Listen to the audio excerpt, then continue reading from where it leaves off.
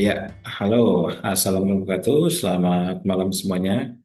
Kita ketemu di sesi yang cukup menarik. Ya, judulnya adalah eh, Red Light 101. Ya. Jadi biasanya angka 101 itu biasa dipakai sebagai apa namanya pemula ya untuk pemula. Jadi biasa dipakai di buku-buku textbook gitu. Jadi kalau mendengar istilah one on one itu biasanya itu kata yang dipakai untuk menunjukkan oh ini mulai dari awal begitu. Mulai dari orang yang nggak mengerti sampai nanti mudah-mudahan bisa mengerti.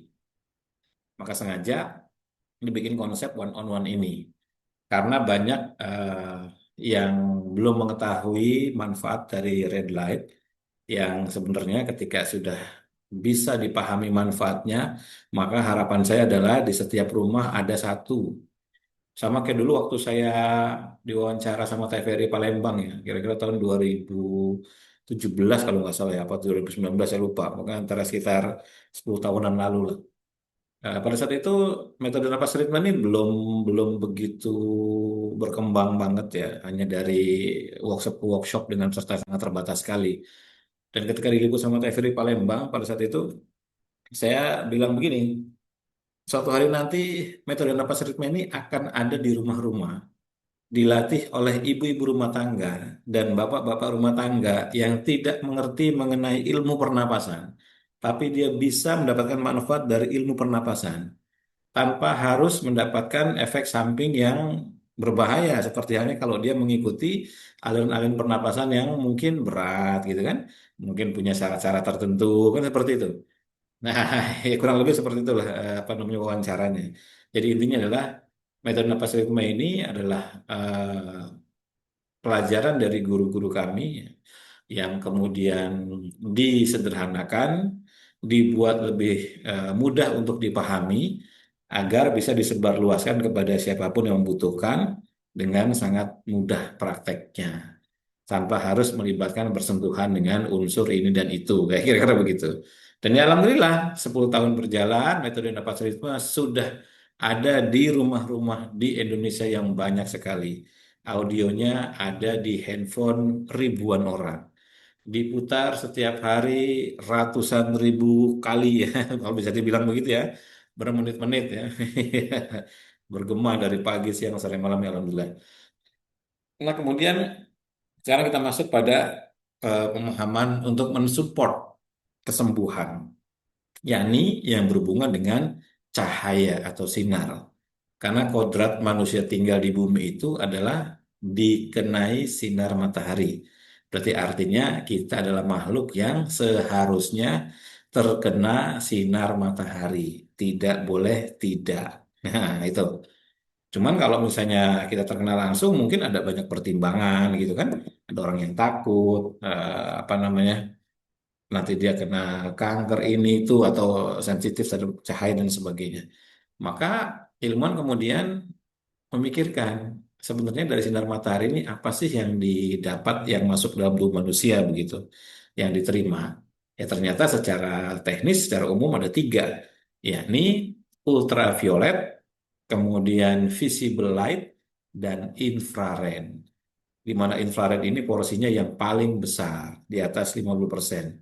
Jadi lebih dari separuh energi sinar matahari yang terpancar, ya, yang diterima oleh manusia, itu bentuknya adalah infrared. Lebih dari 50%-nya adalah infrared. Sisanya adalah visible light dan ultraviolet. Seperti itu. Nah, dari visible light dan infrared sudah jelas namanya infrared. Ada kata red-nya, berarti merah. Nah, dari visible light yang bermanfaat, yang paling besar dampaknya pada manusia adalah red-nya. Jadi kalau lihat dari spektrumnya, ya, dari spektrum sinar mataharinya, jadi kalau misalnya kita eh, pecah ya, ini UV, ya, ultraviolet, ini visible light, VL ya, dan ini infrared. Nah, ini udah akan ada kata red-nya. Berarti pada visible light, namanya visible light itu kan Meiji-ku Hibiniu, ya kan? Merah, ya kan? Meiji-ku. Hmm. Hibi, ya kurang lebih seperti itulah. Nah, yang dekat dengan infrared udah pasti yang ini, ya kan? Merah. Nah, maka dari itu, dari keseluruhan visible light dan infrared ini lebih dari 50% ya, yang diserap oleh tubuh manusia, ya, yang terkena bumi, yang diserap oleh tubuh manusia. Kemudian, sinar merah ini otomatis nempel di sini. Maka secara teknis kita bisa bilang bahwa yang dibutuhkan oleh tubuh manusia secara umum dari teori sinar ini yang persentasinya besar, tidak lantas kita tidak butuh UV ya, kita tetap butuh UV. Ini saya bicara persentasenya, yakni red dan infrared. Nah, ini yang persentasenya nih besar. UV juga persentasenya di badan kita ya, walaupun tidak sebesar itu, tapi dia bisa menghasilkan vitamin D, produksi vitamin D. Kalau red dan infrared tidak bisa. Ya jelas ya, ini pemahaman dasarnya dulu. Lalu duplikasi oleh ilmuwan. Setelah duplikasi, baru kemudian kita lihat berbagai cara untuk sehat. Nah, jadi cara untuk sehat ini diantaranya adalah ada pola makan, ada pola tidur, ada pola penyikapan hati, ada pola pikir, ada pola aktivitas fisik, dan sebagainya. Ini sering saya jelaskan. Silakan Bapak Ibu memilih salah satu atau beberapa di antaranya, karena tidak mungkin kita bisa ideal ya untuk apa namanya melakukan delapan-delapannya ya. Silakan pilih satu atau dua di antaranya, lalu konsisten, maka bisa untuk sehat atau sembuh ya. Termasuk salah satunya adalah nih pola lingkungan, di antaranya adalah dikenai sinar tadi, kena sinar. Ya, nah sebenarnya ketika kita bicara penyembuhan berbasis sinar, apa yang menjadi dasar atau inti dari penyembuhannya? Kata kuncinya ada di sini. Nah, kata kuncinya ada di sini. Nah, kita lihat ya, yang bulat ini adalah selnya. Di dalam sel itu ada mitokondria. Jadi yang saya kotakin ini ya, yang kasih tanda panah ini adalah mitokondria. Nah, mitokondria inilah yang berperan di dalam proses yang melibatkan seluruh aspek kesehatan di tubuh kita. Pelakunya itu. Pelakunya adalah mitokondria. Jadi kalau mitokondrianya sehat ya, dengan ilmu yang benar gitu kan, dengan cara-cara yang benar, maka tubuh kita pun akan sehat apa namanya seluruhnya. Kenapa? Karena mitokondria itu adalah ibarat baterai pada sel. Ya, mitokondria ini ibarat baterai. Ya, jadi cara memahami baterai itu ya gampang sekali. Jika kita punya HP, pasti ada baterainya. Jika kita punya laptop, juga pasti ada baterainya. Jika baterai HP ini lowbat, misalnya hanya sisa 5% saja atau sisa 3%, maka pemilik HP-nya tidak mungkin untuk membuka YouTube, membuka WhatsApp, membuka Spotify, membuka Microsoft Word lalu bekerja sebagaimana normalnya. Tidak mungkin. Jika Bapak Ibu baterainya cuma tinggal 3%, yang ada di dalam otak adalah saya harus ngecas HP ini. Benar nggak? Ya kan? HP-nya harus dicas. Kenapa? Karena tahu, walaupun secanggih apapun handphone saya, Samsung Galaxy S29 Ultra, wah, katakanlah begitu ya, atau Z Fold 99999 yang terbaru misalnya gitu kan. Pokoknya yang paling canggih, yang paling mahal nggak ada gunanya kalau baterainya cuma tinggal 3%. Kan begitu. Semua fungsi-fungsi canggihnya tidak bisa dijalankan, hanya bisa fungsi pertahanan diri saja atau fungsi survival saja, fungsi bertahan hidup saja. Kalaupun WA singkat aja, nah mama lagi lowbat, nanti kontak kamu lagi ya, kayak gitu kan? Atau yang papa lagi lowbat, nanti kontak kamu lagi. Itu cuma sebatas itu aja, fungsi-fungsi survival aja. Nggak mungkin terpikir untuk nyalakan membuka YouTube, nggak mungkin. Sel juga begitu. Jadi sel ini harus menjalankan fungsi-fungsinya. mungkin fungsi pembakaran gula, mungkin fungsi apa namanya pengiriman molekul, mungkin fungsi pemrosesan DNA, mungkin fungsi untuk inian kolesterol, mungkin fungsi asam urat, apa segala macam. Pokoknya menjalankan segala protein ini itu fungsi-fungsi itu harus dijalankan dengan syarat baterainya cukup. Kan begitu. Nah, kalau baterainya kurang, maka muncullah masalah di situ. Dan masalahnya bisa sangat kompleks, bisa apa saja. Jelas ya? Jadi, berbagai macam cara sehat yang kita lakukan pada dasarnya adalah untuk melakukan perbaikan pada mitokondria. Seperti itu, agar tidak mengalami masalah pada mitokondria. Sekali mitokondrianya mengalami masalah, maka semua di dalam fungsi sel ini akan terganggu. Oke, paham sampai sini ya. Jadi ingat-ingat, belajar secara sederhana. Semua tahapan ini, pola makan, pola tidur, pola penyikapan hati, pola pikir, aktivitas fisik, dan seterusnya, bergantung pada kesehatan dari mitokondria. Oke, jelas ya. Jika mitokondria sehat, baterainya sehat, dayanya cukup, energinya cukup, maka sel akan menjalankan semua fungsinya. Kalau ada sampah, dia akan buang. Kalau ada yang bau-bauan, dia akan hilangkan. Kalau ada anomali, dia akan matikan. Kalau ada yang berlebih, dia akan kurangkan. Kalau ada yang kurang, dia akan tambahkan. Terus seperti itu sampai tercipta keseimbangan yang paling optimal dan efisien. Seperti itu. Nah, sekarang kita akan lihat daleman dari mitokondria. Nah, secara teknis fungsi mitokondria tadi sebagai baterai berarti dia untuk menghasilkan energi. Nah, tahapannya secara umum ya. Yang pertama adalah ini untuk penciptaan energi ya. Namanya proses glikolisis. Terjadi di dalam sitoplasma di dalam sel. Hasil akhirnya adalah molekul namanya pirufat. Lalu dia akan masuk ke dalam siklus Krebs. Dari siklus Krebs, baru kemudian akan menjalankan yang ketiga, elektron transport chain, baru yang terakhir terciptalah ATP atau energi. Ya, ini gampangnya seperti itu. Ya, jadi bahan bakunya lihat dari sini. Ya, ini oksigen ya dan makanan. Gitu ya, karena dia menghasilkan dari makanan menghasilkan glukosa, ya kan?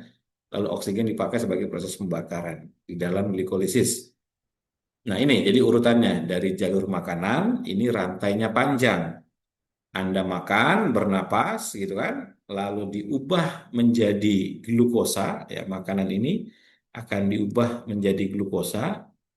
Lalu glukosa ini akan masuk ke dalam proses namanya glikolisis, diubah menjadi asam pirufat, lalu dia masuk dalam proses, lalu dia masuk ke dalam mitokondria ya.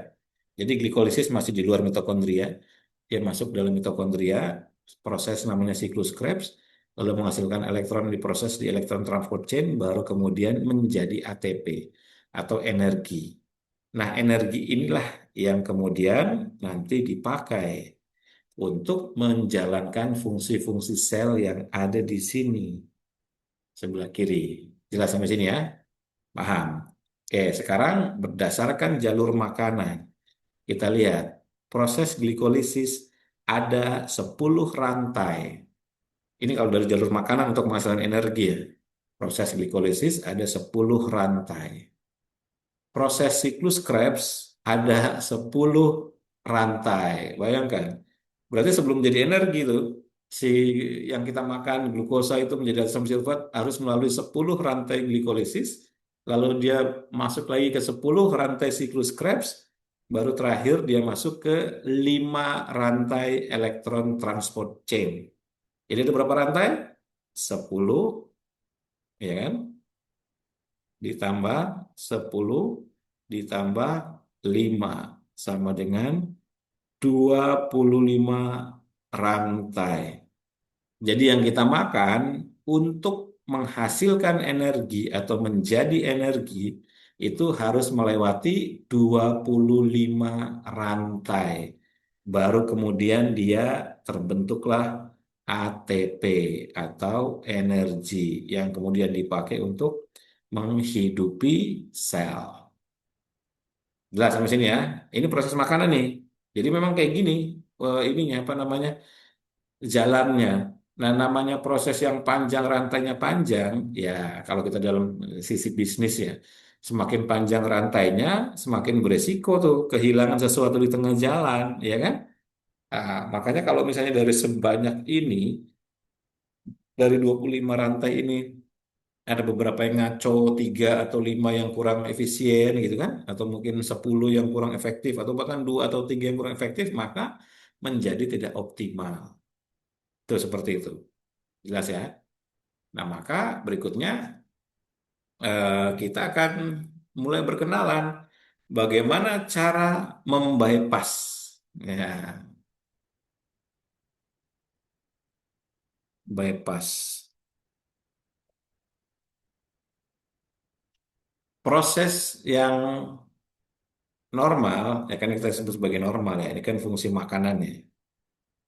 Fungsi normal itu kan dia ada 3 tadi adalah glikolisis ya kan.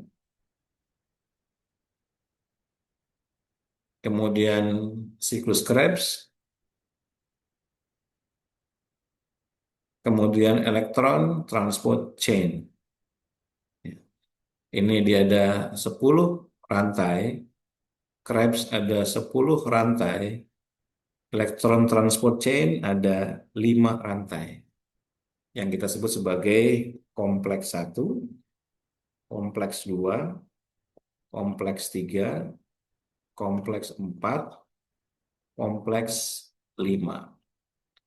Baru kemudian dia menjadi ATP atau energi. Itu, ini normal. Nah, kemudian Tuhan kasih karunia untuk melakukan bypass. Bypass ada berbagai macam pendekatan. Yang pertama kita akan bahas pendekatan yang berhubungan dengan elektromagnetik. Ya, electromagnetic force atau electromagnetic field. Dan yang kedua, foton, cahaya. Ya, nanti ada yang ketiga, tapi kita nggak bahas.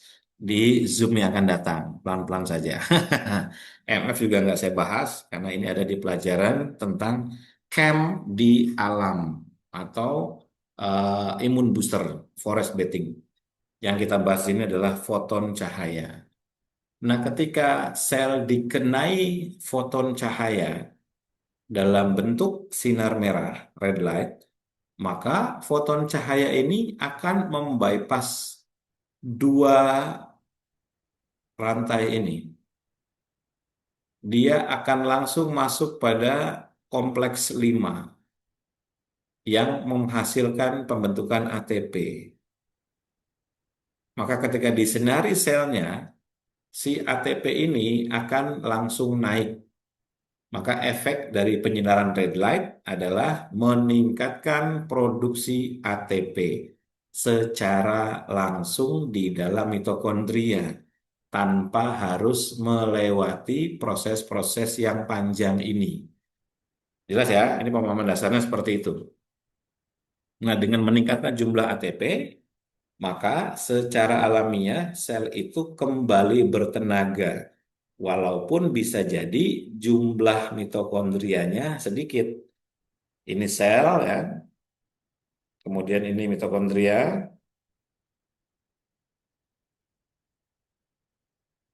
di dalam sel ya.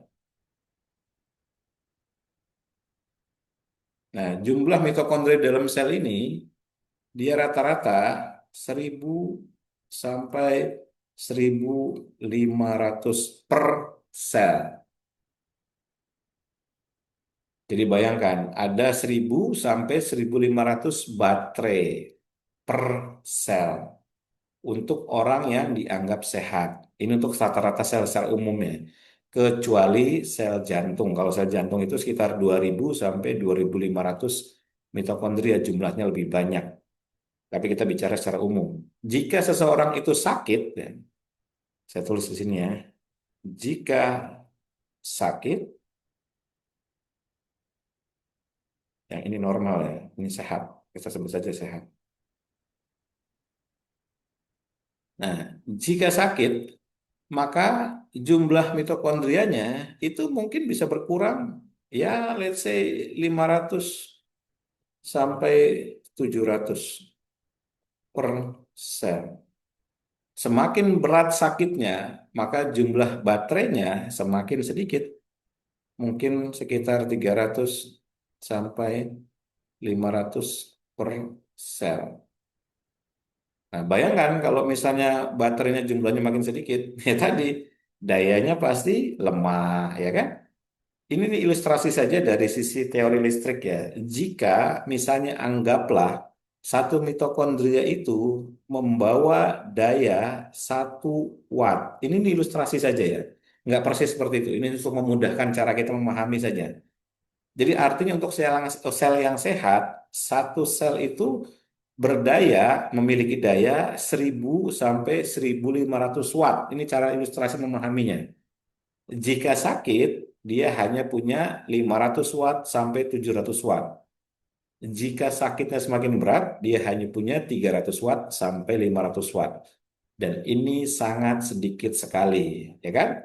Ini sangat sedikit sekali. Wattnya rendah, maka otomatis di dalam gedung itu, di dalam sel itu, tidak akan dapat menjalankan fungsinya secara optimal. Kalau kita di rumah punya genset yang awalnya 1000 watt, kemudian hanya sisa 300 watt, maka tidak mungkin kita bisa menyalakan semua lampu di dalam rumah. Pasti harus ada yang dimatikan. Mungkin lampu taman dimatikan, lampu parkiran dimatikan, lampu garasi dimatikan, lampu teras dimatikan, ruang tamu bisa jadi dimatikan. Kalau rumahnya gede, jadi yang dinyalakan hanya ruang utama, ruang dapur, ruang toilet, misalnya gitu kan. Kenapa? Ya pertimbangannya karena wattnya kecil. Itu. Maka solusinya bagaimana? Dinaikkan dayanya. Jadi si mitokondrianya yang walaupun jumlahnya sedikit ketika sakit, jika dia disinari dengan red light, maka terjadi kenaikan daya yang tadinya 300 bisa naik 1,5 sampai 2,5 kali lipat. Nah, gitu kan? Jadi artinya dia bisa menjadi 500, mungkin dia bisa menjadi 1000 atau 750 dayanya ya. Jumlah mitokondrianya itu ya tetap nggak berubah, tapi dayanya naik seperti itu. Jadi dayanya yang tadi 1 watt ini, ya, yang daya yang tadi 1 watt, itu ketika disinari pakai red light, yang 1 watt ini dia akan menjadi 1,5 sampai 2,5 watt. Ini ilustrasi saja. Maka ketika kita ketemu angka 2,5 watt dikalikan 300, ya kan? Ya 2,5 kali 3, ya gede juga jatuhnya kan? Sekitar 750-an kurang lebih kan? Ya kan? Walaupun jumlah mitokondria sedikit, tetapi dayanya tetap tinggi. Nah, bagi orang-orang yang sakitnya berat, seperti misalnya CA, kanker, atau mereka yang kanker plus kemo pula. Udah CA, kemo pula. Ini kan, ya memang pilihannya selama ini cuma itu, nggak ada pilihan lain. Maka saya selalu sarankan, orang yang CA dan kemo itu mitokondrianya pasti rusak. Pasti jumlahnya sangat sedikit. Maka cara membuat supaya dia tetap berdaya fungsi-fungsi berjalan secara normal bagaimana? Secara baik, ya ini harus dikenai dengan cahaya. Maka orang-orang yang CA atau yang kemo ini selalu saya sarankan, ya sekarang saya bukan saya sarankan ya, saya wajibkan kalau tanya ke saya ya, saya wajibkan punya alat red light. Nggak bisa enggak. Ya kan? Kenapa? Ya karena kadang-kadang kalau pengen latihan ya males. Orang-orang saya kan kadang-kadang kalau stadium 4 sudah metastasis, badannya lagi sakit semua gitu kan. Mau latihan yang nggak ada tenaga. Mau olahraga fisik, walaupun olahraga fisik itu wajib untuk orang-orang CA ya, juga ya nggak ada tenaga. Ya kan? Rasanya tuh kayaknya sakit sebadan badan gimana ya gitu kan. Maka solusinya bagaimana? Ya disinari dengan red light supaya mitokondrianya tetap dapat kenaikan pada dayanya. Nah, seperti itu. Jelas sampai sini ya. Maka orang-orang yang sakit berat, gitu kan, atau masuk kriteria penyakit yang ya cukup berat lah. Saya sih sekarang saya udah nggak menyarankan lagi, sudah saya wajibkan aja. Kenapa Mas? Ya, ya nabung, beli alat red light. Kenapa? Karena memang ini bermanfaat sekali untuk badan Bapak Ibu sekalian. Kenapa? Karena saya tahu persis, saya udah ngurusin pasien tuh, bukan ngurusin ya, udah ketemu dengan pasien. Udah ketemu dengan pasien dari mulai tahun 2012 ya. Itu kurang lebih sebesar selama 14 tahun ini. Itu ketemu dengan berbagai macam perilaku lah, ya. Dan rata-rata ya, Ibu sudah latihan belum? Belum cepet Mas. Kenapa? Badannya sakit semua. Kayaknya saya pengen latihan tuh nggak ada tenaga, males gitu kan? Iya, ya pasti begitu. Ya jangan kan orang yang sakit berat ya, orang yang sehat aja kalau ditanya ya kayak gitu jawabnya. Pagi hari bisa latihan nggak? Waduh nggak sempet Mas, kekejar nggak keburu. Kenapa? Ya saya harus nyiapin makan buat suami, buat anak segala macam, nggak bisa. Ya udah siang ya, wah nggak bisa juga jemput anak di jalan nih, aduh macet di jalan. Oh ya malam kalau gitu mau tidur, aduh udah ngantuk berat Mas, nggak bisa. Kan alasan bisa dibuat, jadi akhirnya nggak latihan gitu kan. Karena nggak latihan, ya dari mana dia melakukan perbaikan pada mitokondria? Kan nggak mungkin. Nah, maka red light ini atau memiliki alat red light adalah solusi paling masuk akal untuk melakukan itu semua, untuk melakukan perbaikan-perbaikan untuk orang-orang yang tipenya kayak gitu. Jelas ya, tipe kayak gitu gimana? Tipe yang males. Tipe yang paginya bisa bikin alasan, siangnya bisa bikin alasan, sorenya bisa bikin alasan, malamnya bisa bikin alasan. Padahal kalau sakit, sakit nggak butuh alasan. Sakit-sakit aja kan itu. Nggak peduli. Mau kita alasan kayak apa, ya sakit udah. Makanya memiliki alat red light ini disempatkan untuk disinari dengan tetap misalnya masih beraktivitas atau siapkan waktu sebentar gitu kan. Cuman 10-15 menit. Nah itu. Jelas sampai sini ya. Ya, ini adalah pemahaman dasar mengenai eh, apa namanya red light dari sudut pandang mitokondria. Karena memang cara memahaminya begini. Nanti kita jadi enak. Oh iya, berarti baterai di badan saya itu perlu dinaikkan dayanya. Saya tahu saya nggak begitu rajin. Saya tahu saya nggak begitu pintar olah napas, nggak begitu punya kesempatan untuk olahraga gitu kan, nggak punya waktu untuk olahraga. Ya udah, berarti saya harus tetap berpikir rasional agar sel saya tetap bertenaga tinggi. Solusinya bagaimana? Disinari dengan red light. Kita disinari akan di bypass lah apa namanya cahaya langsung ke elektron transport chain pada bagian kompleks 5, bagian ATP sintesis. Seperti itu cara kita memahaminya. Maka kalau kita paham seperti itu jadi enak. Misalnya gagal ginjal gitu kan, sinari bagian ginjalnya. Karena sel ginjal itu kan perlu naik ATP-nya. Jantungnya lemah, bermasalah, sinari bagian jantungnya. Paru-parunya bermasalah, sinari bagian paru-parunya. Saraf kejepit, misalnya apa, sel-sel yang dirasa lemah gitu kan, sinari. Stroke, misalnya habis pecah pembuluh darah atau mungkin habis lolos dari kematian gitu kan, berarti kepalanya wajib disinari. Nah, itu. Jadi ini cara kita memahami bagaimana sinar merah ini membawa manfaat bagi tubuh. Kalau yang ini ya penelitian dan sebagainya ini udah sering saya munculkan ya di YouTube ya. Berapa banyak studi ilmiahnya. Maka saya kalau disuruh milih gitu kan, Mas Gunggung ini ada alat nih, saya ditawari alat yang satu berhubungan sama frekuensi sekian hertz, terahertz misalnya gitu atau apa gitu kan. Saya memilih red light.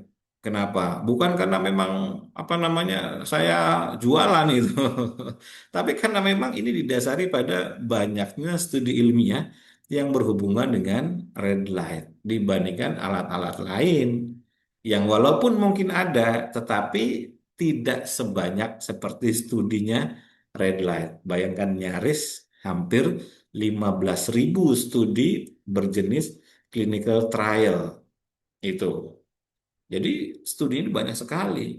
Maka dari itu ya saya merasa sangat teryakinkan dengan ini dan sudah mempraktekkan juga cukup lama. Oke jelas ya. Ya ini nih efek ya kalau dari gambar ya. Disinari maka ATP-nya atau energinya meningkat. Seperti itu. Ini bagus banget untuk banyak masalah kesehatan. Kita lihat contohnya apa? Nah, ini contohnya seperti ini. Jadi ketika disinar dengan red light di area ya, otak manusia gitu. Otak manusia bisa otak kepala, bisa otak jantung, bisa otak perut ya. Kalau ini contohnya di otak kepala itu terjadi peningkatan SOD. SOD itu apa? Superoxide dismutase atau antioksidan.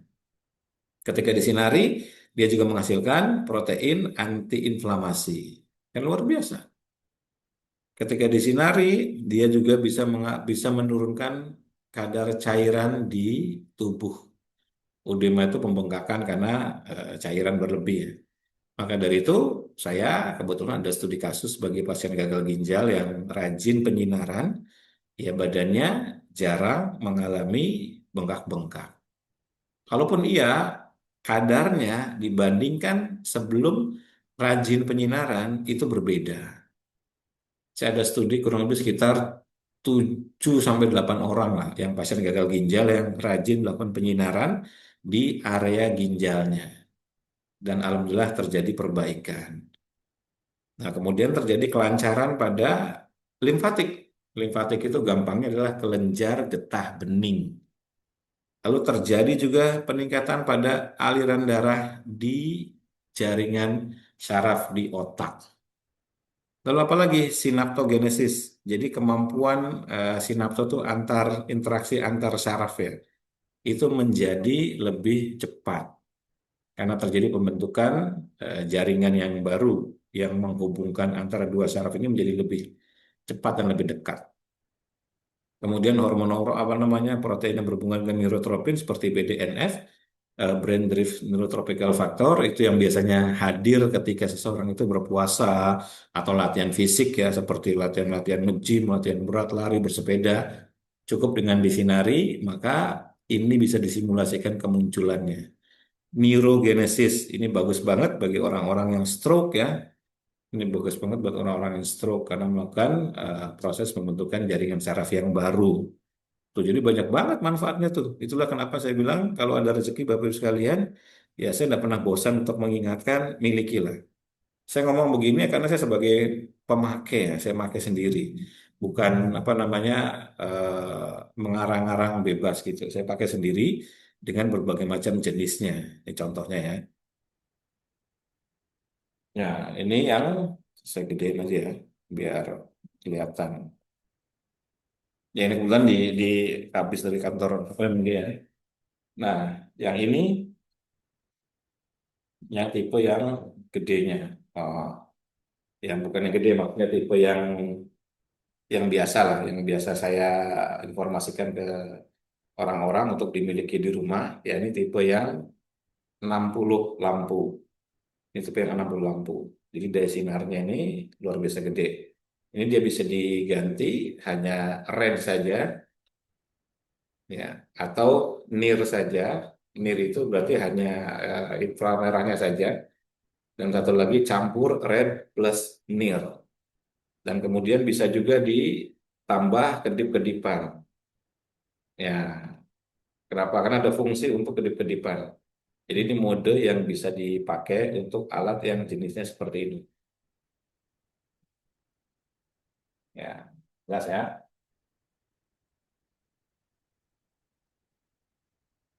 Nah, kemudian ada juga yang tipenya kecil. Ya, seperti ini. Ya, saya tancap dulu ya. Ya, dia tipenya begini. Tuh. Nah, kecil. Jadi kalau kecil ini ya nggak segede tadi. Ini paling cuma untuk daerah 30-40 cm untuk satu area wajah saja atau mungkin di leher saja gitu kan bisa lebih dekat. Tapi areanya memang terbatas. Itu. Ini juga ada. Ini semua diukur berapa kekuatan sinarnya. Jadi ketika saya eksperimen untuk beli itu saya cari berbagai jenis merek ya. Nah, kayak seperti ini. Ketika didekatkan ini, dia hingga sampai ke 14.000 ya, kekuatan dari sinarnya 9.000 10 ribuan. Nah, ini gede sinarnya dibandingkan lampu biasa.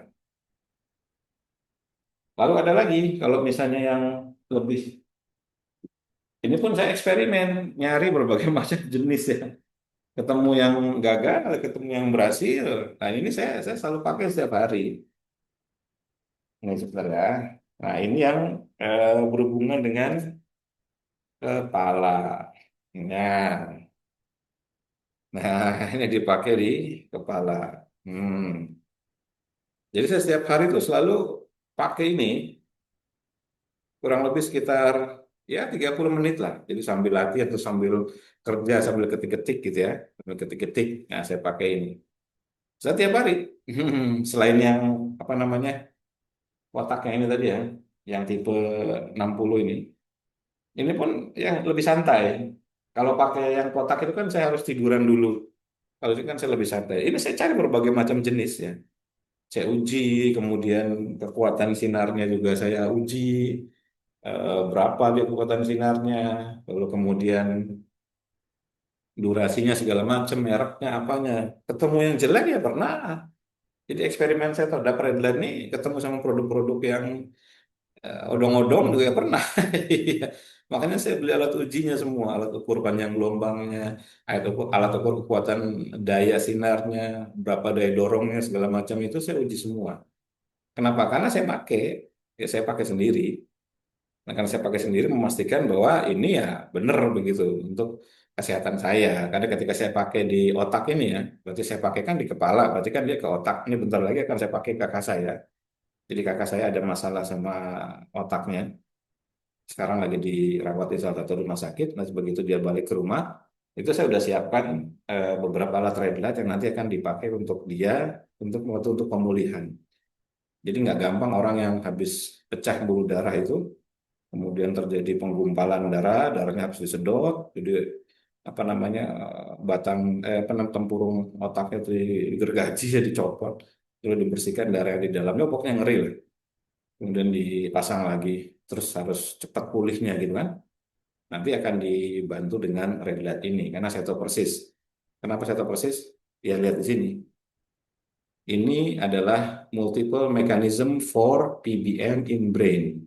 PBM itu singkatan dari photo biomodulation di otak. Jadi mekanisme yang terjadi di otak. Maka ketika disinari pada kasus di mana ya kakak saya mengalami pecah pembuluh darah, kemudian dia harus pulih dengan cepat, maka saya tahu red light ini wajib untuk yang seperti itu. Supaya apa? Meningkatkan aliran darah ke otak, melancarkan penjalin limfatik, mengurangi pembengkakan dari cairan. Kemudian apa lagi? Mengurangi inflamasi, meningkatkan antioksidan, ya kan?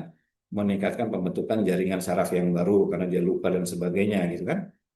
Meningkatkan kecepatan akses dari antar dua simpul saraf. Ini juga penting bagi orang-orang yang habis operasi besar seperti itu.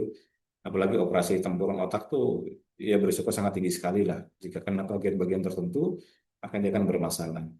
Makanya nanti alat-alat ini akan saya kasihkan ke kakak saya untuk diarahkan agar keluarganya menggunakan itu setiap hari. Ini 30 menit dipakai ini enak, seger kepalanya begitu fresh, jadi pinter.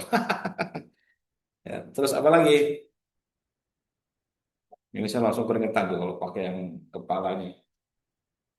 Diselap dulu ya. Hmm. Nah, lalu ada juga saya eksperimen mencari ya udah lama ini sampai menemukan yang bagus hasilnya. Ya, yang berhubungan dengan wajah ya. Yang berhubungan dengan wajah. Wah,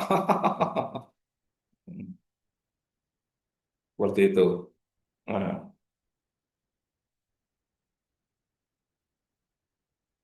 ya, ini nyala nih ya.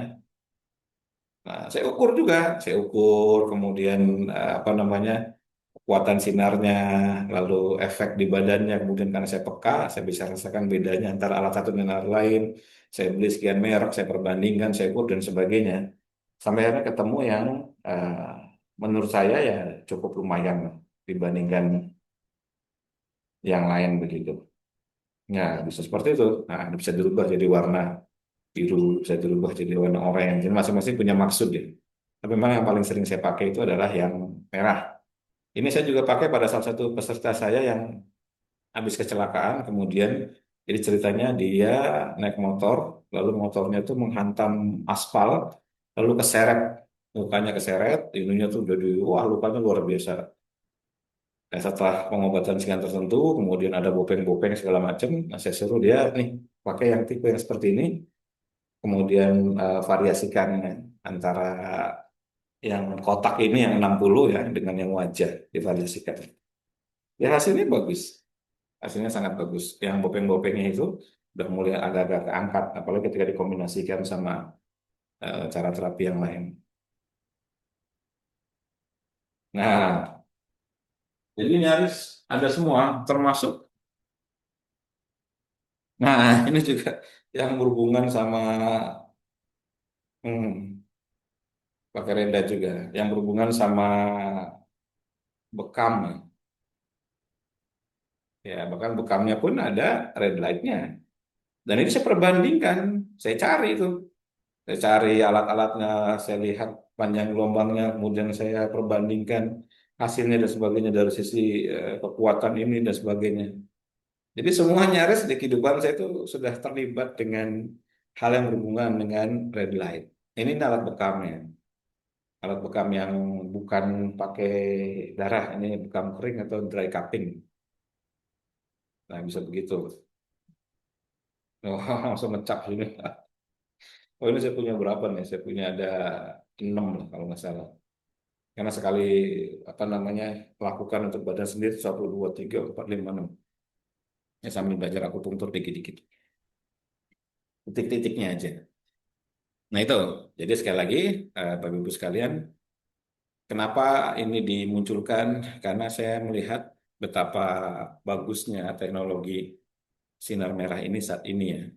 Sehingga kemudian ini menjadi sesuatu yang sering saya rekomendasikan, yang sering saya informasikan, wajib bagi para peserta di UMG khususnya ya, untuk memiliki alat ini. Walaupun secara teori kita bisa cari dari tempat lain ya, tapi kalau di UMG ini khusus, saya kebetulan hanya akan meladeni yang diskusi tanya jawab apabila belinya di UMG. Itu aja. Dan ini bukan MLM, bukan. Ini betulan saya spesifikasinya saya minta dari pabriknya, tolong speknya begini, begini, begini. Saya mau bikin dalam jumlah banyak, yuk kasih harga berapa. Saya minta mereknya seperti ini, panjang gelombangnya sekian, kekuatan dayanya, wattnya segala macam. Watt yang kecil ini sekitar 90, tapi ketika jalan ya, mungkin sekitar 50, 60, 70 watt lah paling tinggi. Jadi untuk rumah-rumah yang listriknya cuma 1.300 atau 2.200 itu sangat sangat bisa banget. Bahkan kalau di UMG sih saya ada satu ruangan khusus untuk sauna ya. Sauna red light namanya. Jadi alatnya tuh banyak, gede. Jadi ketika disinari, sebadan-badan tuh langsung kena sinar red light itu luar biasa banyak itu. Dan apa namanya, memang itu bagian yang tidak terpisahkan sekarang ini dari konsep di OMG. Jadi kalau dulu hanya olah napas, kalau sekarang kita gabung dengan itu. Kenapa? Ingat di pelajaran yang ini nih. Saya tunjukkan lagi ya slide-nya. Ya, ini dia. Nah, ingat pelajaran ini ya. Diingat-ingat. Ya. Jadi untuk menghasilkan sebuah energi atau ATP ini ya. Energi. Itu dibutuhkan food, makanan ya. Dibutuhkan food, makanan, dan oksigen. Tapi jalurnya panjang. Ya kan? Jalurnya ingat panjang. Karena kita kalau nggak memahamin ini nanti kita nggak punya cara lain gitu selain dari faktor makanan. Memang makanan itu penting, bagus kita sepakat. Oke, cari yang organik, cari yang variasi gitu kan. Kalau sayur ya minimal 3 warna, buah juga 2, 3 warna gitu kan yang bergizi tinggi. Tapi Tuhan juga kasih solusi lain gitu. Karena kalau jalurnya sepanjang ini, glikolisis 10 jalur, siklus Krebs 10 jalur, elektron transport chain 5 jalur. Maka Tuhan kasih alternatif lewat jalur cahaya. Sehingga ketika disinari, langsung si sinar ini, red light, ini dia akan menaikkan ATP-nya dari si sel itu pada jumlah mitokondria yang sama. Jadi tidak perlu ditambah. Dan ini sangat bermanfaat bagi orang-orang yang sakit berat, begitu. Sangat bermanfaat bagi orang-orang yang sedang lemah. Kalau orang sedang lemah disuruh olahraga, dia nggak akan bisa. Disuruh lari-lari, berenang nggak akan bisa. Tapi kalau disinari, biasanya dia mau, ya kan? Nah, dan karena ketika dilakukan penyinaran pada otak, kemudian terjadi manfaat sebanyak ini, maka ya jangan ragu untuk punya ini di setiap rumah. Bahkan barusan dari Jawa ya, langsung beli dua untuk menghadiahkan pada keluarganya. Bayangkan, seorang ibu yang sayang sama anaknya. Jadi dia beli dua, dia kasih ke anaknya. Nih, kenapa ibunya udah beli duluan? Mama udah beli, hasilnya bagus, bermanfaat.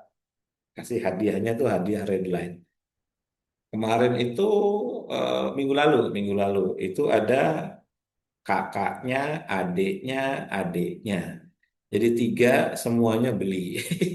Awalnya nyoba satu dulu. Yang nyoba satu, lalu kemudian rekomendasikan ke kakaknya, kakaknya beli. Rekomendasikan ke adiknya, adiknya beli. Ya beberapa bulan lalu, ya kakaknya dengan adiknya. Untuk ibunya, oh macam-macam banyak. Ada yang untuk anjingnya.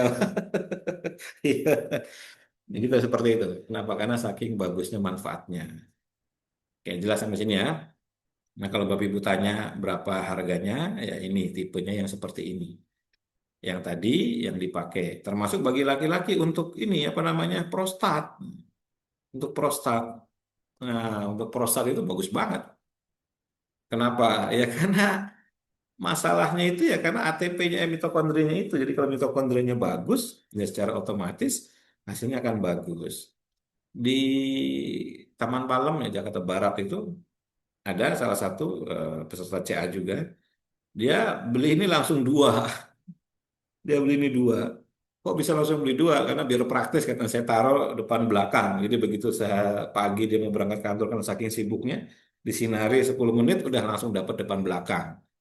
Jadi sangat praktis sekali karena ukurannya tingginya 1 meter. Satu alat itu ukurannya tinggi 1 meter. Kalau ini kan tingginya hanya 32 cm saja. Jadi kalau 1 meter kan perlu 3 alat paling tidak. Kalau ini udah 1 meter.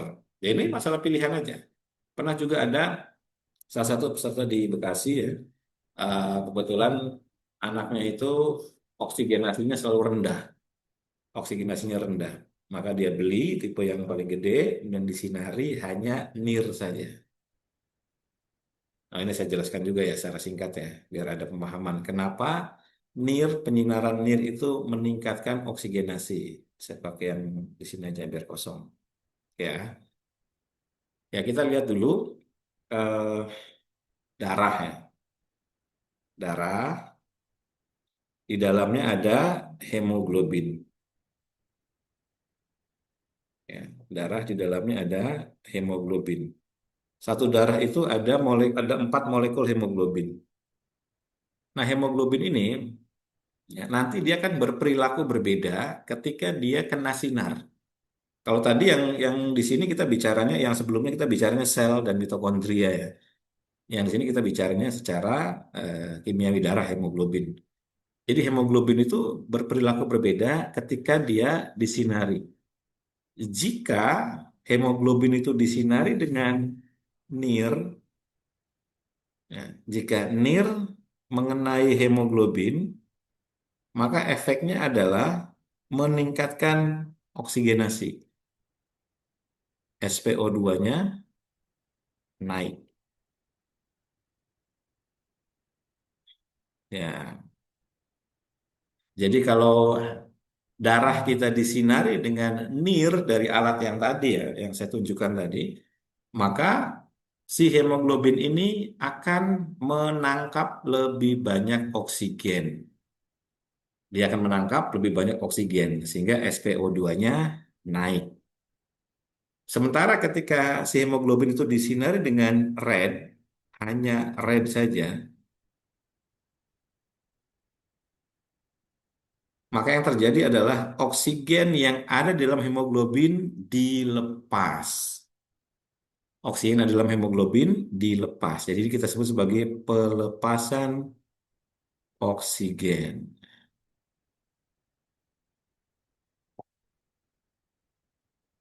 Kemana? Ya ke jaringan, karena ini kan di darah kan. ini darah. Jadi artinya kalau kita ada alat red light yang memancarkan sinar dan mengenai darah kita, maka jika sinarnya itu tipenya red, hanya red saja, oksigen dari darah itu akan lebih cepat terlepas sehingga dia lebih cepat mengenai jaringan. Karena normalnya sudah pasti darah itu kan keliling dulu. Setelah itu dia baru melepas oksigen ketika dia melewati apa namanya ini jalurnya. Tapi kalau dengan bantuan sinar merah ya, hanya merah saja, maka semua daerah yang disinari oleh sinar merah itu akan mengalami pelepasan oksigen. Sebaliknya, jika mode alatnya itu masuk pada nir, maka si hemoglobin ini akan menangkap oksigen lebih banyak.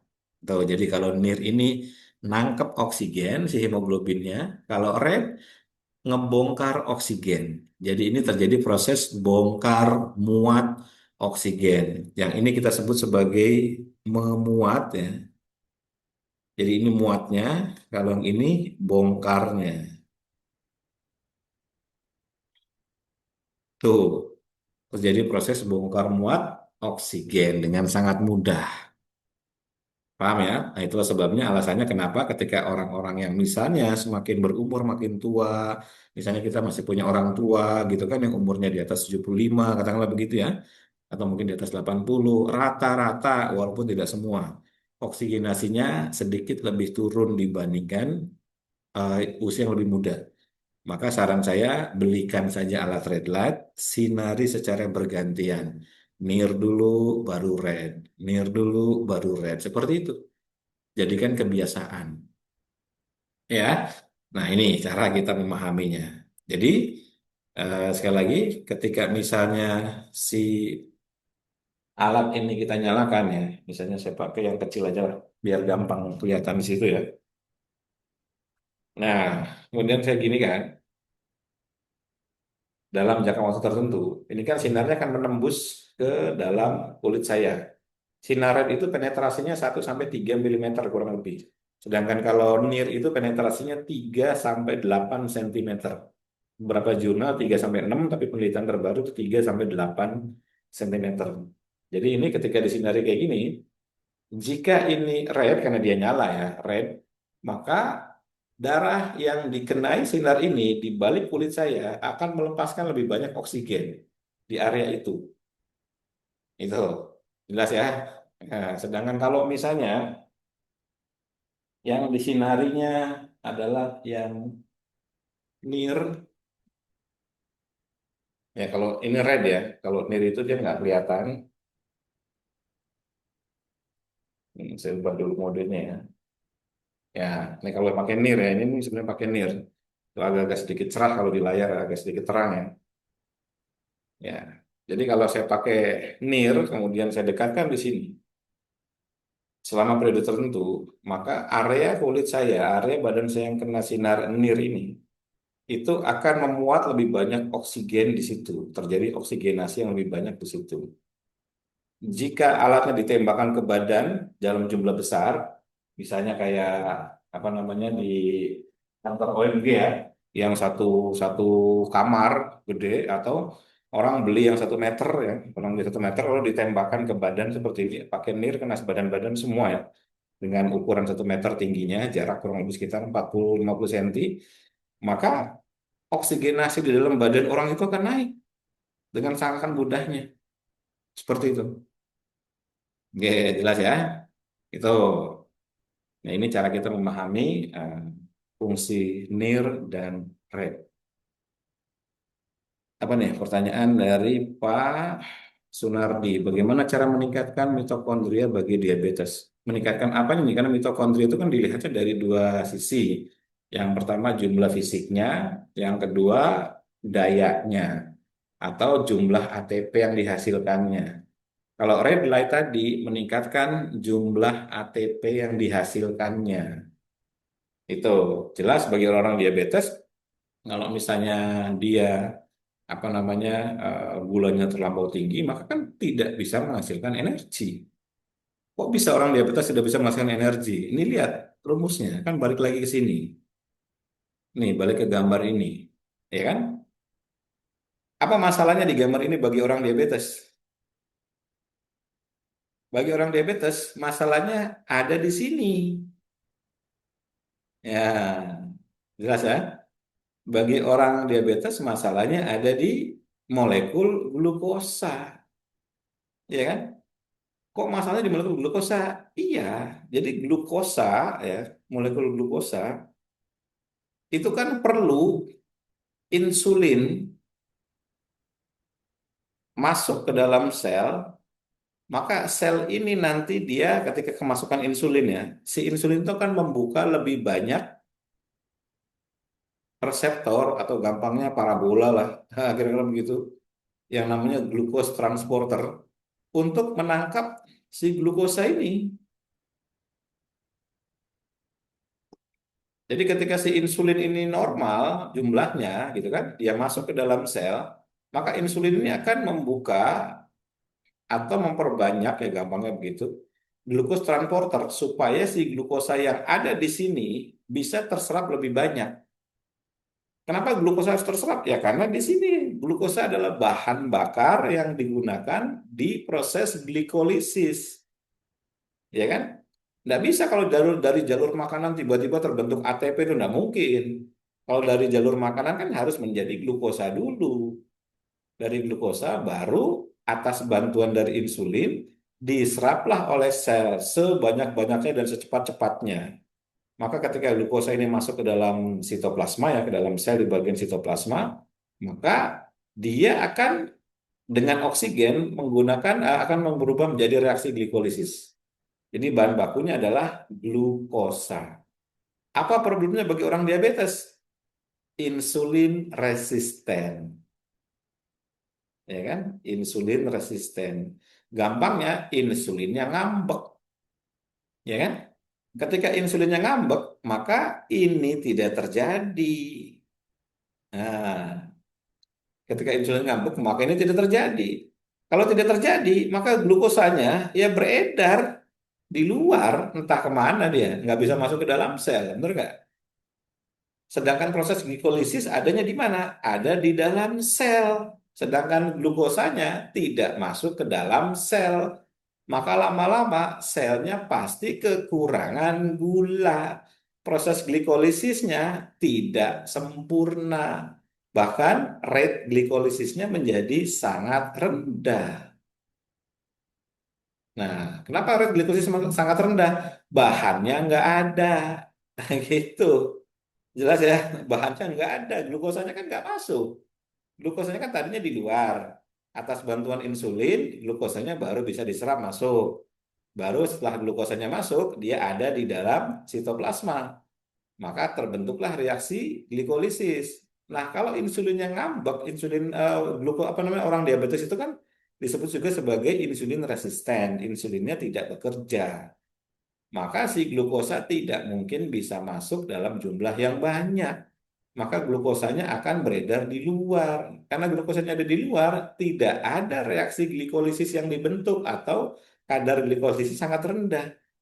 Kalau kadar glikolisis sangat rendah, maka ATP-nya juga menjadi sangat rendah. Kan rumusnya begitu.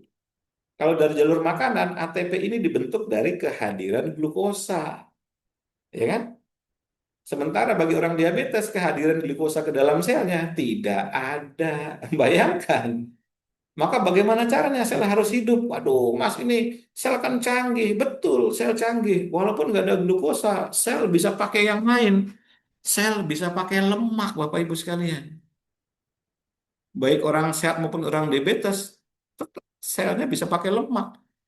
Karena dia tidak merasakan atau dia tidak mengenali kehadiran glukosa atau dia melihat glukosanya itu nggak masuk-masuk ke dalam sel, sementara selnya harus menghasilkan energi, maka jalur ini dirombak dirombak sama si tubuh manusia, sama sel manusia. Pakai jalur lemak. Nah, gitu kan. Nah, salah satu jalur lemak ketika diproduksi, dia akan menghasilkan keton. Nah, nah sekarang jadi masalah.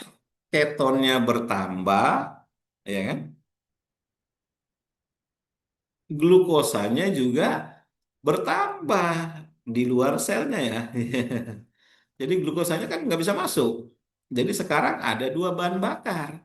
Ada glukosa, ada keton. Jika ada glukosa dan ada keton di dalam tubuh manusia, maka ketemu namanya ketoasidosis.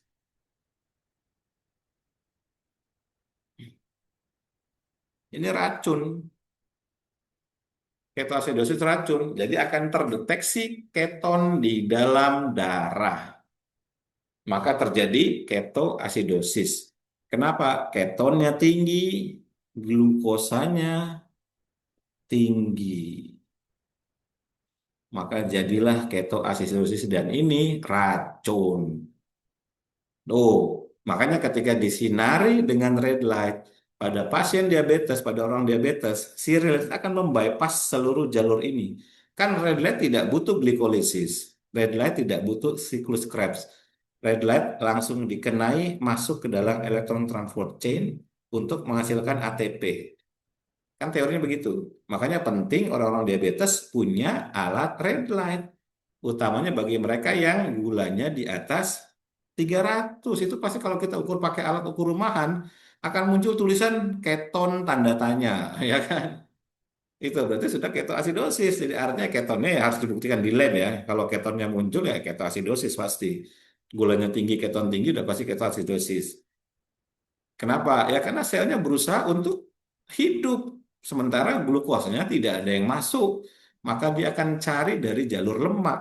Ketika dia cari jalur lemak terbentuk keton. Keton ketemu glukosa, ya ketoasidosis. Jadinya racun. Tuh, makanya ini pentingnya saya sering ingatkan orang-orang yang sakit berat. Diabetes itu termasuk sakit berat karena sindrom metabolik.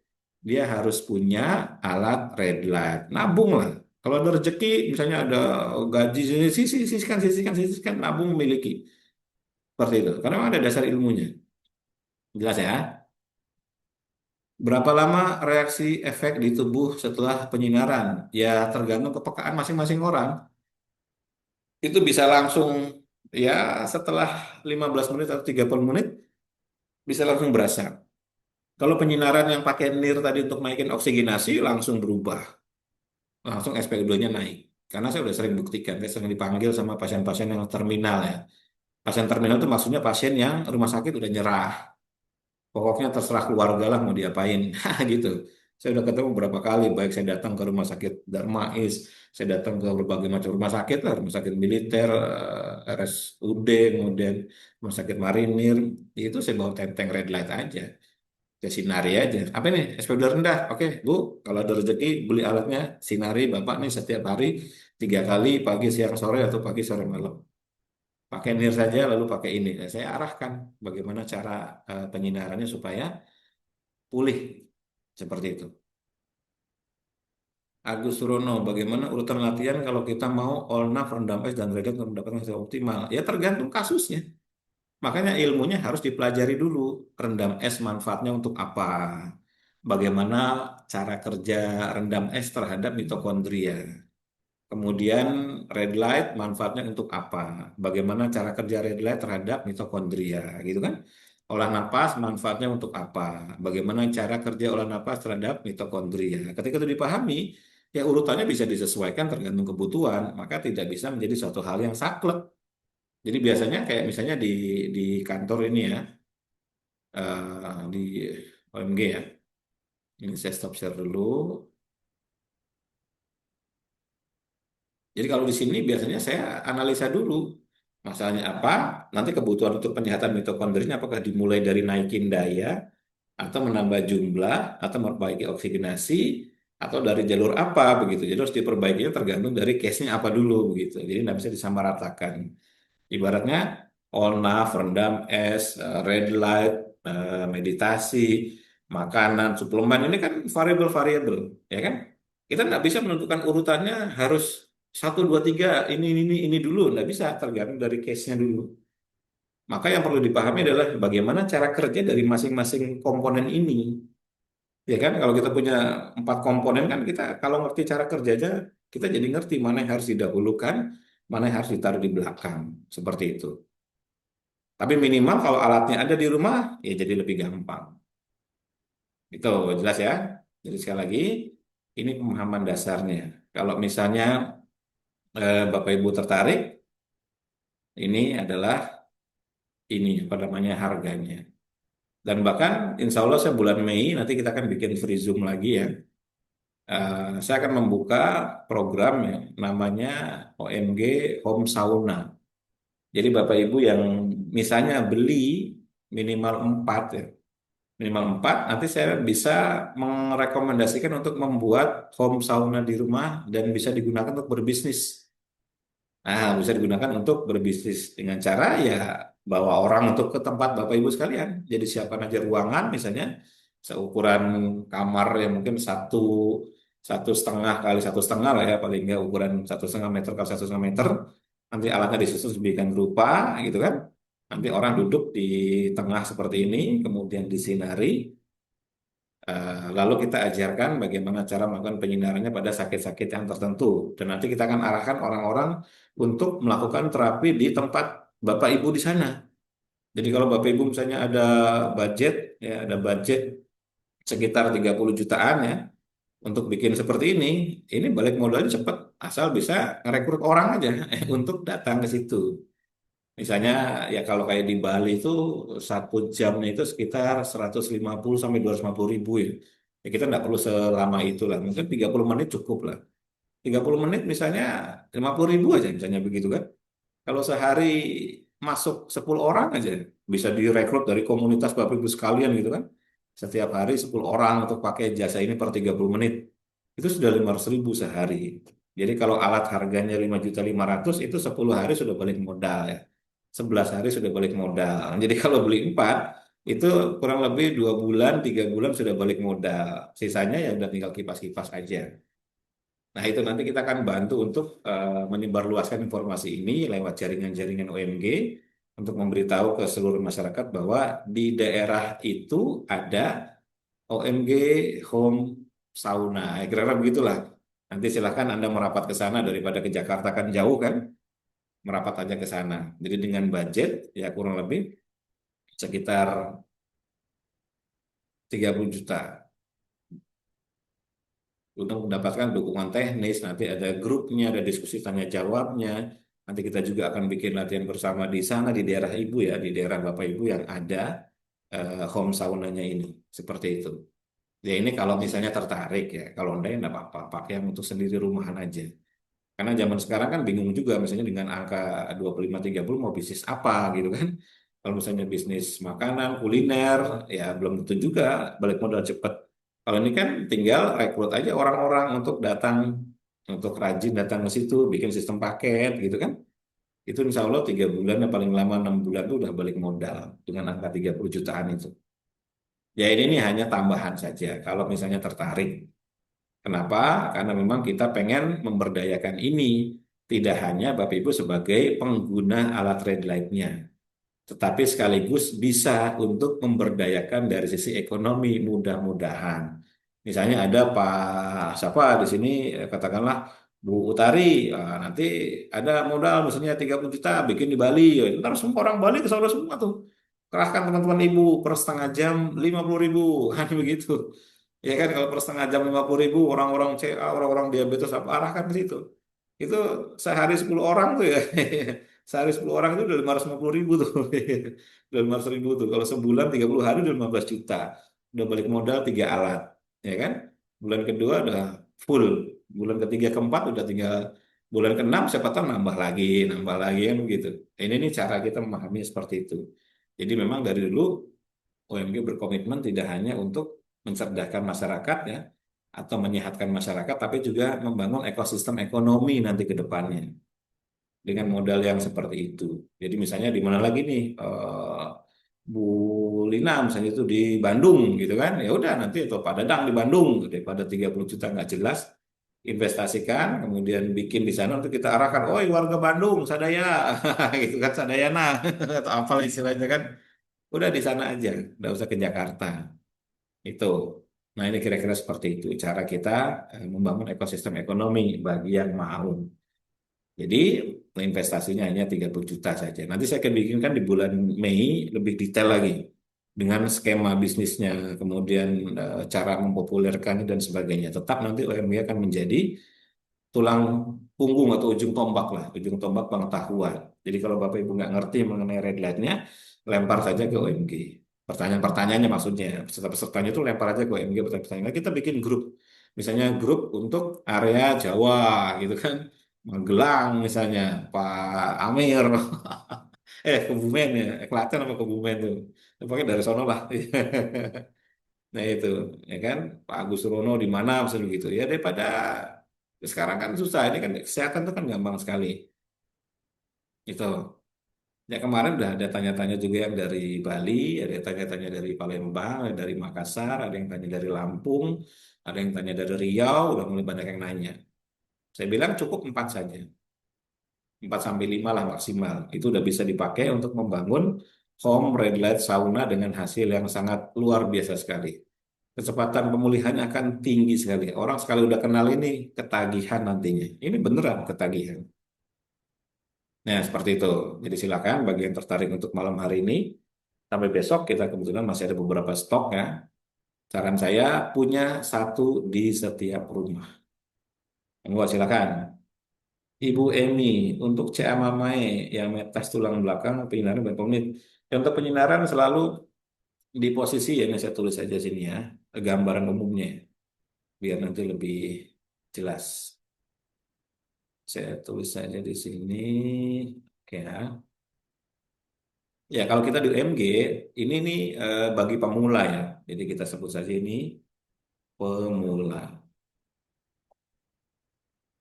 Ya, jadi yang pertama penyinaran selalu wajib area perut,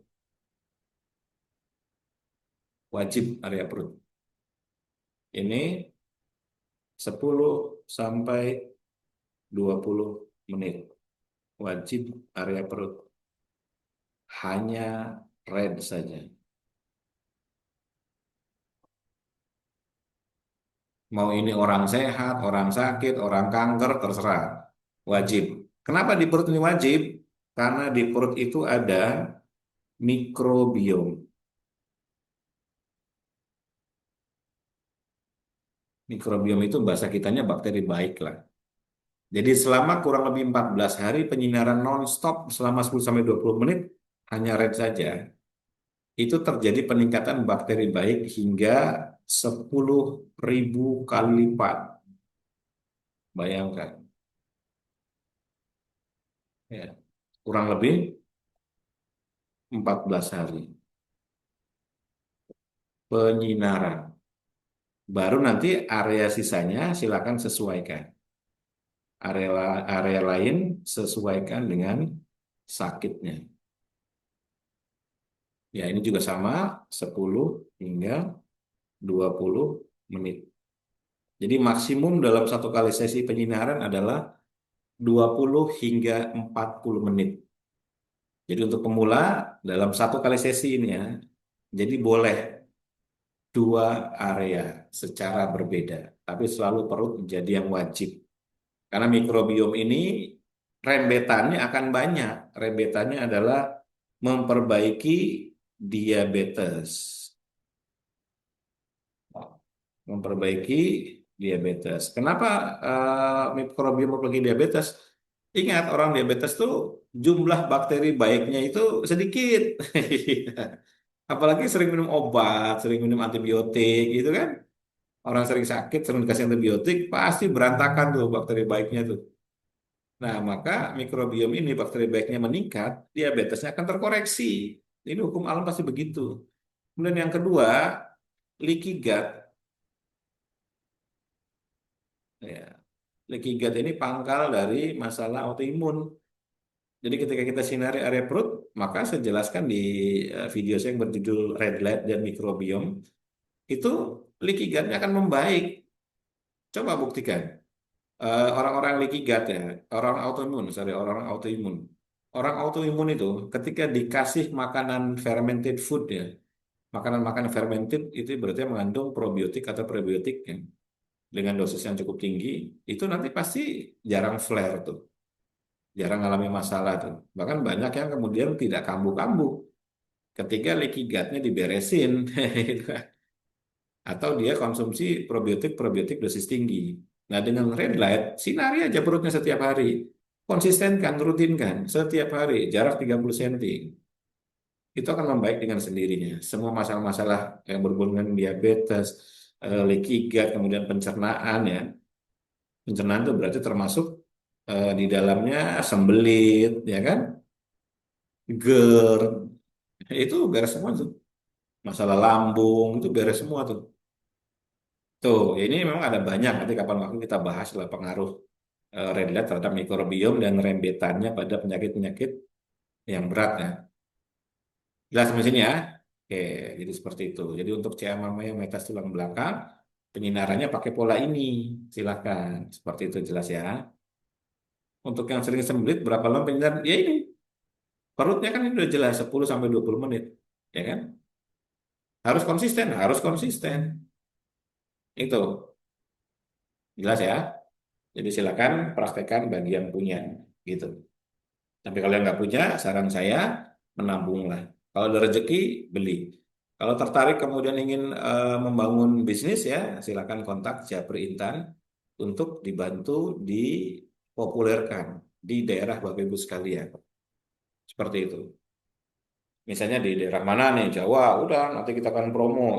Woro-woro bagi apa namanya teman-teman sahabat-sahabat OMG di daerah Jawa, ini udah ada OMG Red Sauna, Red Light Sauna di daerah Magelang misalnya atau di daerah Klaten misalnya begitu kan? Iya, tapi memang ya investasikan dulu di sini untuk mendapatkan alatnya dan cara merangkainya dan cara memanfaatkannya seperti itu.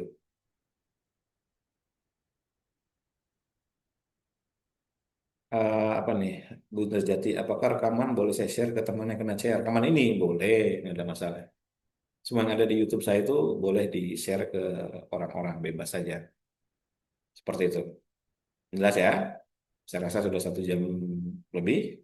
Silakan bagi Bapak Ibu yang tertarik, silakan kontak Intan. Bagi yang tertarik juga ingin membentuk ekosistem bisnis ya di daerahnya masing-masing dengan modal 30 jutaan, itu nanti kita akan bantu bagaimana caranya mempopulerkannya, dukungan teknisnya, sumber-sumber tulisannya, misalnya flyer brosurnya, itu segala macam itu ya termasuk mempromosikan secara marketingnya, itu akan kita bantu sehingga lebih cepat balik modal seperti itu. Alhamdulillah kita udah ada beberapa yang tertarik di beberapa kota. Ya siapa yang duluan aja gitu kan, yang duluan tertarik ya monggo saja. Ya, saya rasa cukup jelas. Terima kasih banyak. Mudah-mudahan bermanfaat.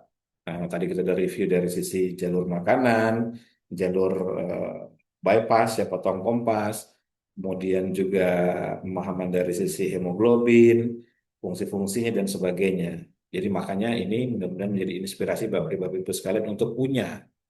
Dan sekali lagi, ini saya udah komitmen ya untuk menjaga apa namanya perasaan teman-teman yang udah beli di UMG. Kalau Bapak Ibu belinya tempat lain, kita tidak melayani diskusi dan tanya jawab. Karena pernah ada yang beli dari tempat lain.